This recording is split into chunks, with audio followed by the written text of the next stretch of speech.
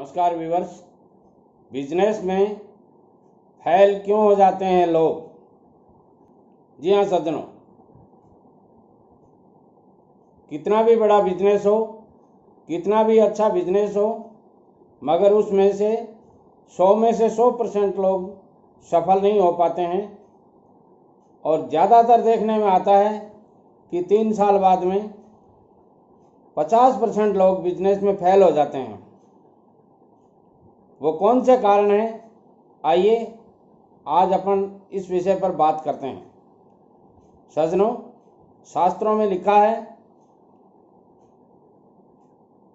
सुनहु भरत भावी प्रबल, सुनहु भरत भावी प्रबल, बिलक कहे मुनिनाथ, हानि लाभ जीवन मरण, यश अपजस विधि हाथ।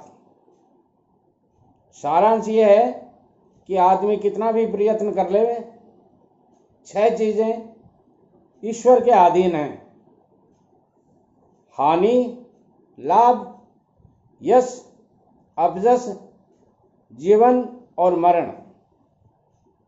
फिर भी यदि अपन कुछ उपाय करें तो बिजनेस में घाटे से बचा जा सकता है। और घाटा क्यों लगता है, इस विषय पर आज मैं विशेष रूप से चर्चा करना चाहता हूं।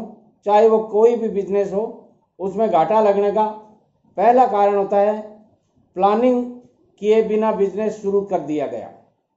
सज्जनों, देखने में आता है कि बिजनेस की कोई प्लानिंग नहीं की गई है। दिमाग में आया और तुरंत प्लानिंग कर दी, पैसा हाथ में आया हुआ है और हाथों हाथ बिजनेस शुरू कर देते हैं। इस प्रक्रिया को लोग बाग अपनाते हैं। बिना कोई प्लानिंग के किए गया बिजनेस सफल नहीं होता है। कहाँ से माल आएगा, किस रेट में आएगा, कौन कस्टमर होगा, खरीदारी अच्छे से नहीं हुई तो लॉस तो लगना ही लगना है। इसलिए जब भी आप कोई बिजनेस करें, ये अच्छी तरह से प्लानिंग कर लें कि कौन कौन से सेक्टर को कौन कौन संभालेगा और उसमें अपने को जानकारी है कि नहीं। दूसरी बात आती है अनुभवहीनता। ज़्यादातर घाटा लगता है, उसका मुख्य कारण होता है आपको उस सेक्टर की, उस कार्य की, उस बिजनेस की, उस ठेकेदारी की, उस दुकानदारी की, या जो फैक्ट्री आप डालना चाहते हैं उसकी जानकारी है या नहीं है। यदि आपके पास उसकी जानकारी नहीं है और आपने वो बिजनेस कर लिया तो 99% यहीं पे तय हो गया कि निश्चित रूप से घाटा लगना है। 1% आप बच पाएंगे घाटे से, क्योंकि जो अनुभव आपको होना चाहिए था वो अनुभव नहीं है, उसका आप कह गए भी नहीं जानते, तो आपको निश्चित ही घाटा लगना है। ये आपने स्वयं ने तय कर दिया है, इसमें किसी दूसरे का रोल नहीं है। तीसरा होता है प्राकृतिक आपदाओं के कारण घाटा लगना। सज्जनों, कई बार आदमी नया नया धंधा करता है, नया नया बिजनेस करता है और उस बिजनेस को कई प्राकृतिक आपदाएं विशेष रूप से प्रभावित करती हैं।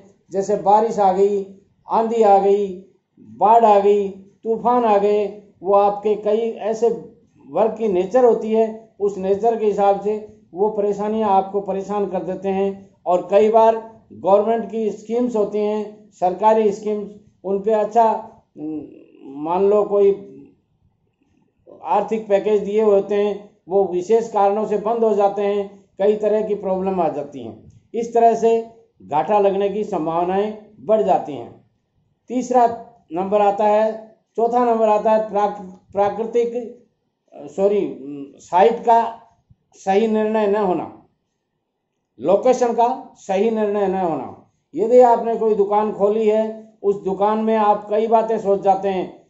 ऐसी जगह दुकान लें जहां घर के नजदीक हो, दिन भर में 4 बार आना जाना हो जाए, तो ऐसी जगह आप दुकान लेंगे तो कस्टमर वहां कहां से आएंगे? वो गली मोहल्ले की दुकान होगी और वहां आपको कस्टमर प्रॉपर नहीं मिल पाएंगे।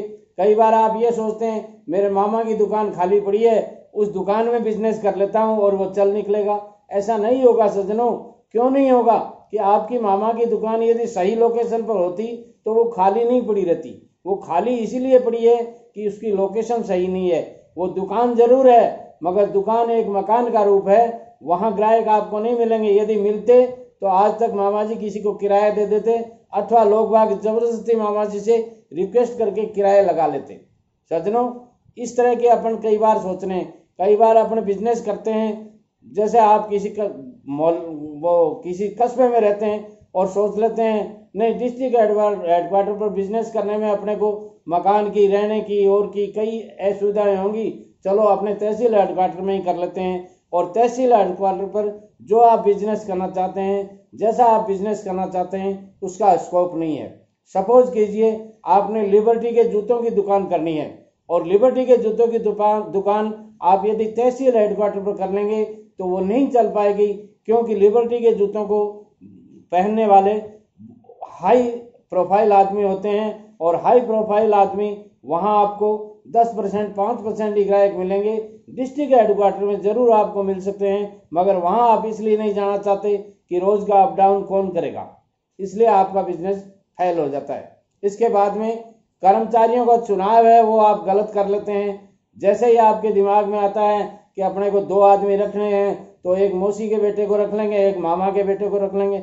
अब मौसी के बेटे को, मामा के बेटे को नॉलेज तो कोई है नहीं, अनुभवहीन है, आपसे बड़ी उम्र के हैं, आप उनको कुछ कह नहीं सकते हैं, रिश्ते का लिहाज कर जाते हैं, उनके ओवरहेड एक्सपेंसेस बढ़ जाएंगे, आपको उनके खाने की व्यवस्था आपको करनी पड़ेगी, रहने की व्यवस्था आपको करनी पड़ेगी, आपके खर्चे बढ़ जाएंगे। अब आप खर्चे उनके कहाँ से काटेंगे? सैलरी में से काटेंगे, और जब सैलरी में से काटेंगे तो वो बीच में छोड़ के चले जाएंगे कि हमें पोसाता नहीं है। उसकी बजाय आप 10,000 रुपये पर मंथ में वहीं शहर का लोकल आदमी को लीजिए, वो आपका अच्छा से काम करेगा, अच्छे से आपका रिगार्ड करेगा, अच्छे से आपकी भावनाओं को समझेगा, और वो अनुभवहीन भी नहीं है, अनुभव प्राप्त आदमी है, ऐसे को लीजिए आप। यदि आप ऐसा नहीं करते हैं तो घाटा तो आपने स्वयं ने तय कर लिया है कि घाटा लगना ही लगना है। इसके बाद में छठा नंबर आता है कि उधार की पूंजी ले लिया आपने, लोन ले लिया, बैंक का लोन ले लिया, बैंक का लोन 10, 11, 12% पर मंथ तो आपका लगना ही है वो जो पूंजी है, और इतना आपका प्रॉफिट नहीं होता है। हर धंधे में इतना ही प्रॉफिट होता है, 10-12% में मुश्किल से प्रॉफिट बैठता है आपका। यदि साल भर का आप कटौती करेंगे तो इतना सा पेमेंट ही आपको, इतना सा प्रॉफिट ही आपको मिल पाता है, और ऐसी स्थिति में आपका बहुत सा पैसा लोन को रिकवर करने में चला जाता है। रिश्तेदारियों से आपने ले लिया, अब रिश्तेदारी वाले हर दूसरी साल, हर साल, हर 6 महीने बाद में आपके ऊपर तकादा करते हैं, और तकादा करने से आपको मेंटलिटी परेशानी होती है, और उस परेशानी के कारण आपको झुंझलाहट आने लग जाती है, और 3 साल बाद में व्यवसाय है वो चौपट हो जाता है। सज्जनों, यदि इन बातों का आप पहले से ध्यान रखते तो ये लॉस आपको नहीं लगता। आप उस बात को गलत साबित कर सकते थे जो मैंने ऊपर कही थी कि हानि लाभ जीवन मरण जस अपजस विधि हाथ नहीं, आप भी उनमें कुछ सुधार कर सकते थे, मगर आपने ये गलतियां की है तो सजा तो आपको ही मिलना है। मेरी channel SN Sharma motivational speaker YouTube page है, ये सर्च कीजिए SN space Sharma space motivational space speaker, और फिर प्रतिदिन आपको एक नोटिफिकेशन के द्वारा सुबह 7 बजे मैं एक वीडियो अपलोड करता हूं, जिसमें बिजनेस से संबंधित, ठेकेदारी से संबंधित, अन्य किसी भी व्यवसाय से संबंधित वो वीडियो होता है। मैं मेरे अपने पर्सनल अनुभव आपके साथ शेयर करता हूं, और उन अनुभवों का आप फायदा ले सकते हैं। हर वीडियो जो आपके काम का है वो आपके किसी दोस्त के काम का हो सकता है, चाहे वो इराक रह रहा हो, अमेरिका रहता हो, जापान रहता हो या कलकत्ता रहता हो, जहां भी वो रह रहा है उसको भेजिए आप। वो बिजनेस के लायक हैं तो उनके लिए भी ये काम आएगा। कमेंट्स के द्वारा आप जरूर बताएं कि आपको मेरा वीडियो कैसा लगा, और लाइक का अंगूठा जरूर लगाने की सोचें, क्यों कि जो वीडियो आपको लाइक आया है वो मुझे भी यहाँ तक सुकून पहुँचाता है। नमस्कार।